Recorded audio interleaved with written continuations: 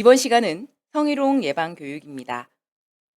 현직에서 들으셨던 내용들을 잘 상기하셔서 다시 한번 짚어보는 시간이 되었으면 좋겠습니다. 언론 기사를 살펴보도록 하겠습니다.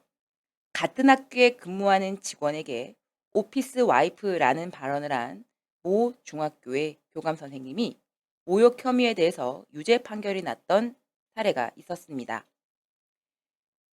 성희롱적 발언을 반복함으로 인해서 이 교사는 업무에 상당한 지장을 느끼게 되었고, 또한 이로 인해 성적인 불쾌감도 느끼게 되었습니다.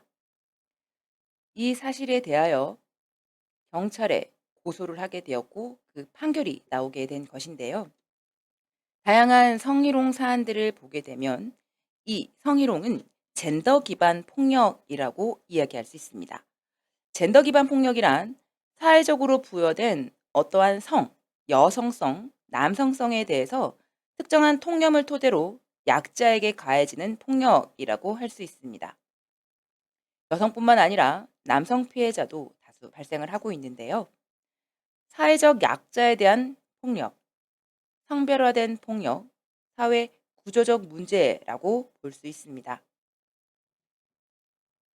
조직 내 성희롱은 조직 내에서 그 힘과 권력의 관계가 어떻게 되는지에 따라 발생하곤 합니다. 행위자는 주로 높은 지위에 있는 사람, 문제 제기 어려운 권력 관계, 대수롭지 않은 사소한 문제로 치부되는 경우들이 있으며, 또한 개인의 문제를 넘어서 조직 내 집단 문화 때문에 발생하기도 합니다. 약자인 피해자가 아니라 강자인 행위자의 입장에서 지지, 강화하게 되는 집단 문화가 성희롱의 한 이유가 되기도 합니다. 그럼 이렇게 질문을 드려보겠습니다. 여러분들은 특권을 갖고 계신가요? 차별을 받고 계신가요? 내가 일을 할 땐 고개를 숙여야 되는 을의 입장이다가 퇴근과 동시에 편의점에서 껌을 하나 사면서 아 진짜 라는 진상 고객이 될 때도 있습니다. 우리가 어디에 서서 세상을 바라보냐에 따라 우리는 두 얼굴의 사람이 되기도 하는데요. 다음 표를 보시고 여러분들은 어디에 위치해 계신지 한번 생각해 보시기 바랍니다. 위쪽은 나름 혜택, 권력을 받고 있는 층, 아래쪽은 불편함을 감수해야 된다거나 부당한 사항이 있을 때도 말하기 쉽지 않은 그런 층이라고도 볼 수 있을 것 같습니다. 여러분들은 위에 계십니까? 아래에 계십니까? 어디에 계신가요? 어떤 분은 위에 계신다고 하고요. 어떤 분은 아래에 계신다고도 합니다.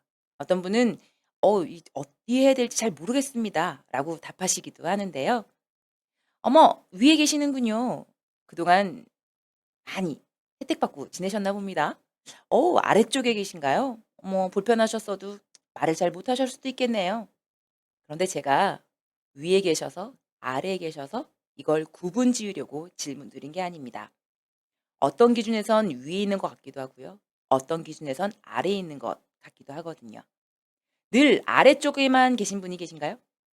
늘 위쪽에 계시는 분이 계실까요? 그렇진 않겠죠. 그렇다는 얘기는 내가 아래쪽에 있을 때 불편하거나 힘들었거나 좋지 않은 경험이 있으셨다면 잘 기억하셨다가 내가 위쪽 기준으로 올라갔을 때 '아 맞아. 그럴 수 있겠다. 그게 불편할 수 있었겠다.' 라고 하는 그런 공감의 시선이 필요한 것 같습니다. 성희롱이라고 하는 것은 성과 관련된 말과 행동으로 상대방에게 불쾌감, 굴욕감 등을 주거나 고용상에서 불이익을 주는 등의 피해를 입히는 행위를 말합니다. 다시 말해 권력 관계, 지위 업무 등의 어떤 힘의 파워가 큰 영향을 미친다라고 하는 거죠. 앞서 살펴보셨던 표를 잘 기억하셨으면 좋겠습니다. 법의 정의는 이렇게 되어 있습니다. 업무, 고용, 그 밖의 관계에서 지위를 이용하거나 업무 등과 관련하여 상대방에게 성적 언어나 행동 등으로 성적 굴욕감 또는 혐오감을 느끼게 하는 행위, 성적 언동 또는 그 밖의 요구 등에 따르지 않는다는 이유로 불이익을 주거나 그에 따르는 것을 조건으로 이익 제공 혹은 의사 표시를 하는 행위를 말을 하고 있습니다. 성희롱은 크게 육체적 성희롱, 언어적 성희롱, 시각적 성희롱으로 구분할 수 있습니다. 성희롱은 국가인권위원회법에서 규정하고 있고 양성평등기본법, 남녀고용평등과 일가정 양립 지원에 관한 법률에서 규정하고 있습니다. 이 성희롱이 성립되기 위해서는 업무, 고용 관계 혹은 기타 관계에 있어야 하고 지위를 이용하거나 업무와 관련이 있어야 합니다. 또한 상대방이 원치 않는 성적 언동, 불쾌감, 혐오감이 있어야 성희롱이 성립된다라는 것이겠죠. 그럼 왜 이 성희롱을 규제하고 있을까요? 이런 일이 일어난다면 일을 제대로 하기가 쉽지 않습니다. 근로권을 침해당하고 노동권도 침해당할 수 있습니다. 그렇게 되면 가해자도 그렇고 피해자도 그렇고 그들이 소속된 조직 사회에서 생산성이 떨어질 수밖에 없게 되는 것이겠죠. 따라서 이러한 사건이 발생하지 않도록 법적으로 규제를 하여 예방 교육도 철저히 하고 관련 규정도 만들어 두고 있습니다. 성희롱, 성폭력 모두 다 불평등한 권력 관계에서 발생을 하고 있다라는 것이죠. 권력은 연령, 학력, 지위, 직급, 경제력 등 다양한 차이에서 발생을 합니다. 이러한 성희롱이 성립되기 위해서는 다음 각 요건들이 성립해야 합니다. 업무, 고용관계, 기타 관계가 있는지, 지위를 이용했거나 업무와 관련이 있는지, 상대방이 원치 않은 성적 언동이 있었는지, 그로 인해 불쾌감, 혐오감을 느꼈는지, 이것이 바로 성립 요건이 됩니다. 즉, 행위자의 의도가 중요한 것이 아니라 피해자가 어떻게 느꼈는지 여부가 굉장히 중요한 요건 사항이 되는데요. 대부분의 성희롱 사안이 발생을 했을 때 그 행위자들은 저는 그럴 의도가 없었습니다 라고 이야기를 하지만 그것보다 더 중요한 건 피해자가 어떻게 느꼈는가 여부라는 것이겠죠. 그럼 피해자마다 이 느끼는 정도가 다를 수 있는데 과연 다 피해자라고 이야기하면 모든 사안들을 성희롱으로 이야기한다면 어떻게 될까요?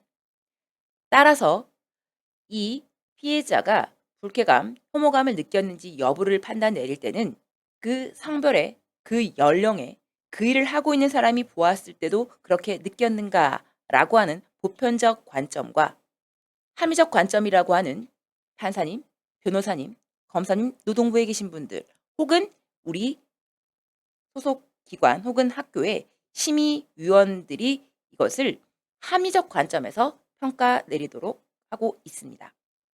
만약 성희롱 사안이 발생을 했다면 내부에서 자율적으로 해결하는 것이 최우선 조건으로 이야기를 하고 있고 그것이 잘 되지 않았을 때 개인 간의 민사소송이 일어나는 경우도 있습니다. 종종 형사사건화되는 경우도 발생을 하고 있으나 이 형사사건의 경우에는 불법 촬영과 관련된 디지털 성범죄가 있었다거나 혹은 관련된 메시지를 1대1이 아닌 단톡방 혹은 어떤 문자 메시지로 전송을 했다거나 혹은 신체적 접촉이 있었을 때는 형사소송이 되는 경우도 종종 있습니다. 그런데 우리는 이 성희롱에 대해서 종종 오해를 하는 경우들이 있습니다. 그 오해와 진실 한번 볼까요? 성희롱은 사소한 문제일까요?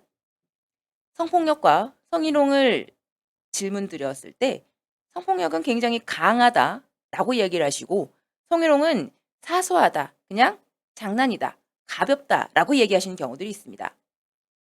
피해자와 행위자 모두에게 정신적, 경제적, 사회적 손실을 가져다주는 심각한 문제입니다. 피해자는 성적 굴욕감이나 혐오감을 느끼게 되고요. 행위자는 소속 기관의 징계 혹은 민사상의 책임과 손해배상까지 해야 될 가능성이 있겠죠. 그럼 성희롱을 무시해버리면 그만일까요? 그냥 나만 가만히 있으면 되지. 혹은 그냥 일을 크게 만들고 싶지 않다라는 분들도 종종 계시는데요. 상황에 따라 무시하는 것이 효과적일 수도 있습니다만 소극적인 행동은 성희롱을 당연한 것으로 받아들여서 오히려 성희롱을 지속시킬 수 있다라고 하는 부분입니다. 또한 성적인 농담, 신체적 접촉은 조직의 활력소가 된다라는 분들이 종종 계시는데요. 이는 피해자는 불쾌감을 느끼고 굴욕감, 혐오감, 분노 등으로 정신적 피해를 언급하고 있습니다. 일상생활과 업무 등을 정상적으로 할 수 없게도 되죠. 이러한 농담이 신체적 접촉이 조직의 활력소가 되는 것이 아니라 조직의 신뢰가 깨지고 좋은 사람도 잃게 되는 것입니다. 성희롱은 개인 사이의 일일 뿐일까요? 근무지에서 발생하는 성희롱은 공적인 관계에서 발생하는 문제입니다. 이는 개인의 노동권과 인격을 침해하는 불법 행위이기 때문에 명백한 사회 문제로 보아야 합니다. 물론 그 조직에서 그 개인이 그런 말과 행동을 할 수 있습니다만 그 조직에서 그러한 상황들을 용인한다면 그것 또한 조직의 문화가 아닐까 싶습니다. 그런 상황이 일어나도 어느 누구도 잘못됐다는 말을 하지 않는다거나 그 문제를 지적하지 않는 것. 다시 말해 이 조직의 조직 문화가 결국 더 다른 성희롱을 일으킬 수 있는 요인이 되기도 한다는 것이겠죠. 경직된 조직 문화, 위아래를 따지는 상황이 사태를 더 악화시키기도 합니다. 만약 성희롱이 발생을 했다면 피해자, 행위자, 주변인들은 어떤 생각을 할까요? 먼저 행위자는요. 이것도 성희롱인가? 난 그럴 리는 없었는데. 억울하다. 어, 미안한데? 내가 술을 먹은 상태라 기억이 잘 안 나는데? 라고 생각하기도 합니다. 피해자는 어떨까요? 무시하면 그만일까? 어, 나에게 불이익이 있는 거 아니야? 괜히 말하는 걸까? 나만 유난스러운 건가? 나만 예민한가? 주변인들은 어떨까요? 주변인들은 분위기를 망칠 수 있으니 내가 가만히 있어야 되겠다. 혹은 어, 당사자가 항의하겠지. 굳이 내가? 대놓고 말을 못 하겠는데. 아니 내 일은 아니잖아. 라고 생각하기도 합니다. 이처럼 성희롱은 피해자, 행위자, 주변인들에게 다양한 상황, 현상들로 문제들이 발생하고 있습니다. 그럼 피해자를 괴롭히는 사람은 과연 누구일까요? 조사에 의하면 동료가 가장 높은 비율로 나타났고 상급자가 그 다음으로 나타났습니다. 즉 어떠한 행위나 말로 인해서 피해를 입는 경우도 있지만 2차 가해를 통해서 성희롱 피해를 호소하는 경우도 굉장히 높음을 확인할 수 있습니다. 직장 내 성희롱 피해자 10명 중 3명은 2차 피해를 경험했다라고 이야기하고 2차 피해 행위자가 바로 동료였다라는 사실이죠. 그러면 성희롱이 발생을 했을 때 신고율은 어떨까요? 생각보다 신고율이 낮습니다. 피해 경험한 후 66.6%가 특별한 조치를 취하지 않고 넘어갔다라고 이야기를 하죠. 그럼 왜 피해 사실을 이야기하지 않고 그냥 넘어갔나요? 네. 성희롱 내담자의 57%는 불이익 조치를 경험했다라고 합니다. 파면이나 해임, 해고, 그 밖에 신분 상실에 해당하는 신분상의 불이익을 받은 경우도 있었고요. 조직 내에서 집단 따돌림, 폭행 또는 폭언, 그 밖에 정신적, 신체적 손상을 입은 사례도 높은 비율로 나타났습니다. 전보, 정근, 직무 미부여, 직무 재배치, 그 밖에 본인의 의사에 반하는 인사 조치도 29.3%로 나타났습니다. 이렇기 때문에 성희롱이 발생을 했을 때도 당당히 본인의 피해 사실을 말하지 못하는 경우들이 굉장히 많았고 조직 내에서 본인의 상황을 이해해주고 지지해주는 사람들보다 그 이후에 2차 가해로 이어지는 경우들이 많다 보니 성희롱 피해 사실을 이야기하기 쉽지 않은 것 같습니다. 그럼 성희롱 2차 가해 어떤 것들이 있는지 한번 자세히 살펴볼까요? 업무 또는 고용상의 피해가 있습니다. 조직 부정을 이유로 피해자를 징계하거나 업무상의 불이익을 준다거나 혹은 과소한 업무 부여를 한다거나 다른 업무를 부여하는 경우들이 있습니다. 주변인들로 인한 피해는 어떤 것들이 있을까요? 주변인으로부터 공감 또는 지지 없이 의심을 받거나 참으라는 말을 듣게 됩니다. 또한 성희롱 피해자로 낙인 찍히고 모함을 당하는 경우도 있죠. 가해자에 의해서도 피해를 당합니다.